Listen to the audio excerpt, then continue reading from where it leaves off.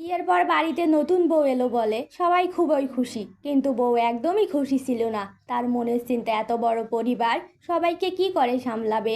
কয়েকদিন পর শাশুড়ি বললেন, বৌমা, এখন থেকে রান্নার কাজটা তুমি দেখো, সবাই তোমার হাতের রান্না খেতে চায়। বৌমা চিন্তায় পড়ে গেল, কারণ সে কখনো ভালো করে রান্নাই শেখেনি। তবুও সাহস করে রান্নাঘরে গিয়ে যা পারলো তাই রান্না করলো। খাবার টেবিলে সবাই খেতে বসে বৌমার রান্নার প্রশংসা করতে লাগলো। বউ মনে মনে অবাক হয়ে ভাবলো, আমি তো ভালো রান্নাই জানি না, তবে সবাই এত প্রশংসা করছে কেন? এই প্রশ্নটাই তার মনে চলতে লাগলো।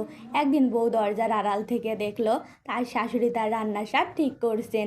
বৌমা কাছে গিয়ে বলল, মা, আপনি এটা কেন করছেন? শাশুড়ি হেসে বললেন, তোমার রান্না ঠিক করি, যাতে তোমার সম্মান বাড়ির সবার কাছে অটুট থাকে। আমিও একদিন তোমার মতোই ছিলাম, তখন কেউ আমার পাশে ছিল না, কিন্তু আমি সবসময় তোমার পাশে থাকতে চাই। শাশুড়ির কথা শুনে বৌমার চোখে জল চলে এলো। সে বুঝলো পরিবারের সম্পর্ক দায়িত্ব নয়, ভালোবাসা আর সহমর্মিতার উপর দাঁড়িয়ে থাকে।